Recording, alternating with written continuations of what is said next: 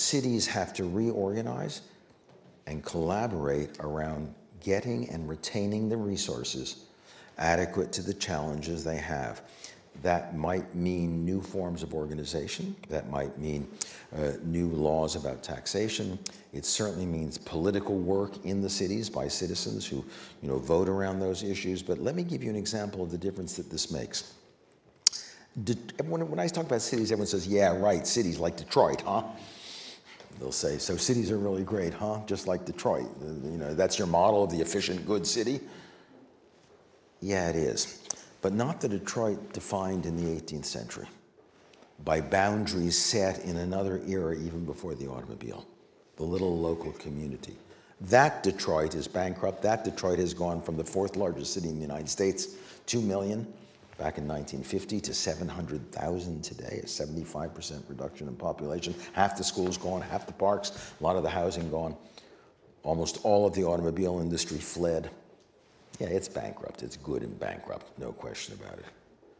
But now guess what? Look at the 10 counties around Detroit that make up the greater Detroit metro region and that could be defined as Detroit.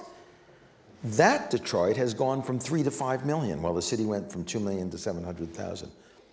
That Detroit, of those 10 counties, is now the fourth most efficient and prosperous new tech zone in the United States of America.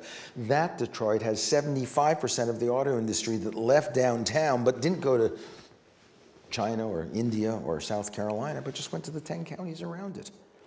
That Detroit, thank you very much, is doing very, very well. And if we defined the city of Detroit, redefined it constitutionally and legally as the 10 counties, as the Detroit metro region, Detroit would be one of the most successful cities in America with an inner city problem, which most big cities, in fact, have, but with the resources also to deal with that inner city problem. The people who are served by Detroit, the people who screamed in those counties when they talked about shutting down the Detroit Art Museum. What, you're gonna say, you can't do that? We come in every weekend with our kids. You're gonna sell the, That's right, you do come in every weekend, and that's why Detroit is serving you, and that's why your taxes need to go to serve Detroit.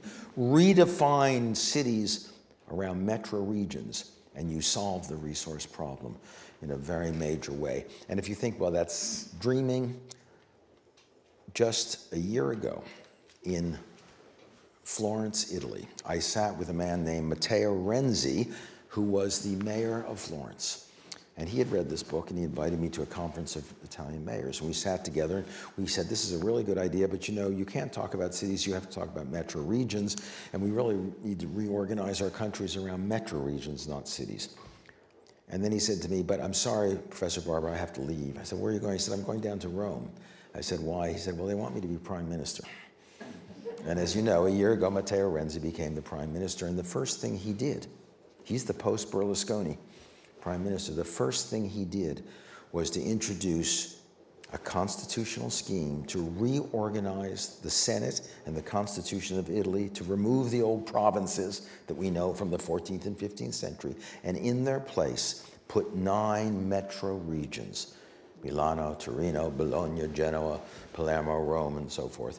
And today, that constitutional amendment has passed, and the Italian Senate is made up of 9 Italian metro regions, and the constitutional infrastructure of Italy is now organized around viable metro regions that include suburbs, exurbs, and agricultural hinterlands that, like the Hudson Valley for New York, are the places that feed them. That is the model for the future. That's a model that will provide jurisdictional authority, resources, and the integration of cities with their surrounding counties in a way that makes sense constitutionally and makes sense financially and in terms of resources.